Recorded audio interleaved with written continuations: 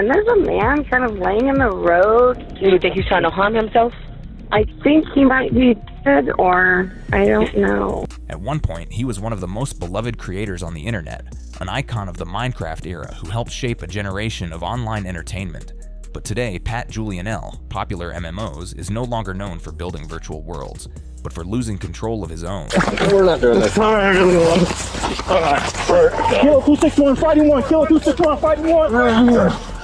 Stop resisting. Stop resisting. Already. His channel peaked at over 17 million subscribers, making him one of the most recognizable names in the Minecraft community. Pat's content was fun, friendly, and joyful, a part of daily life for millions of young viewers. He wasn't just another content creator, he was a household name. But in 2024, the illusion shattered. What the world saw next wasn't a creator taking a break or stepping back from the spotlight. It was something far darker. Pat had vanished from the world he built, only to reappear in headlines for all the wrong reasons. You want to sit inside the car, it's nice and warm. I just thought I don't go to jail again. On a cold night in Jacksonville, Florida, a woman called 911. She saw a man lying on the sidewalk under a streetlight, barely clothed, motionless. She feared the worst. Maybe he was dead. Maybe he was trying to end his life. Police arrived and discovered Pat, unconscious in just a t-shirt and shorts. It was 45 degrees. His phone was dead. His mind was gone. He slurred his words, stumbled trying to speak, and couldn't spell his own last name. When he realized where he was, he admitted quietly, "I drank too much." And you could hear it, the shame in his voice, the weight of it all. This wasn't someone aggressive or dangerous. This was someone broken, human, vulnerable. At first, officers offered compassion. They invited him into the cruiser to warm up and charge his phone. Pat explained he had been drinking with friends and lived 20 minutes away. He wasn't resisting, he was apologizing. But everything shifted when they discovered who he was. "You're going to jail again, you can Minecraft that," one officer joked as Pat sat slumped in the cruiser.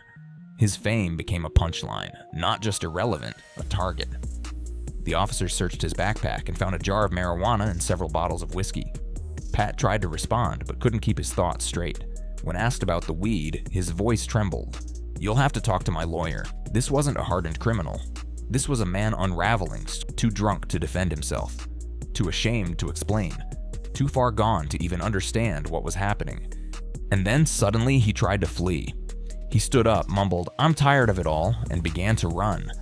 But it wasn't a real escape. It was slow, clumsy, and heartbreaking. He didn't get far. Officers tackled him, shouting, "Stop resisting," even though there was no real fight left in him. That's when everything broke. Any illusion that this was just a public intoxication case vanished. Pat was now facing criminal charges, resisting arrest with violence, possession, and public intoxication. And with his fame, everything was caught on camera, not just by the police, but in November 2024, Pat took a plea deal.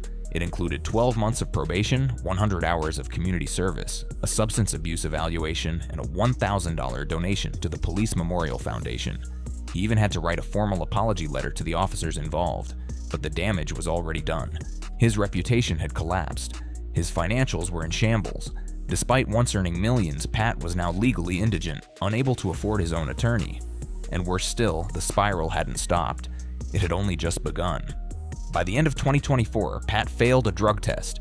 He claimed he was given a pill at a party without his knowledge. Regardless, his probation was violated.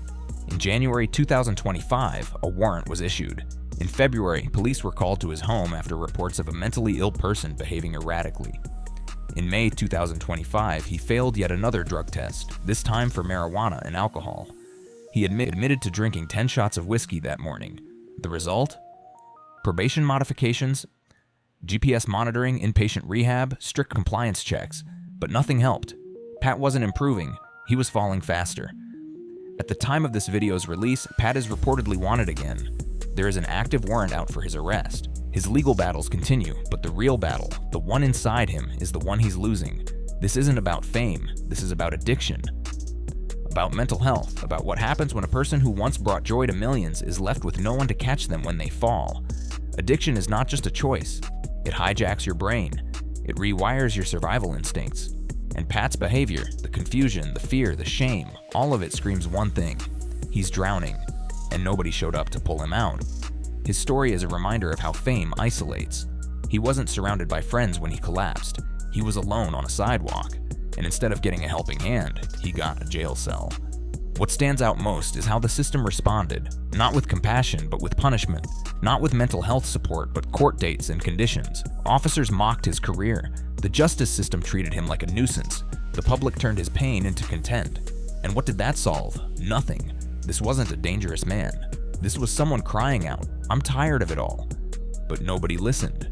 They just wrote it down and filed the paperwork. There is nothing glamorous about this story. It isn't a scandal.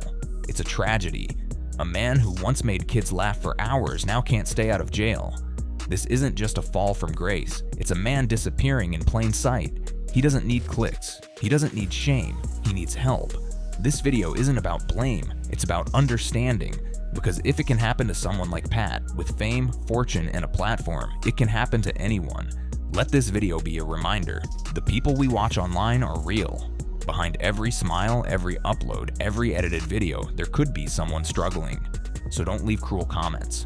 Don't laugh at someone's worst moment. And if you see the signs of addiction, mental health collapse, or burnout in someone, say something. Help. Be the voice that reaches out before it's too late, because Pat is still in there somewhere. The man who made people smile. The creator who built a world. He deserves a chance to come back. Not to YouTube, but to life. Remember to drop a like and subscribe for more content like this.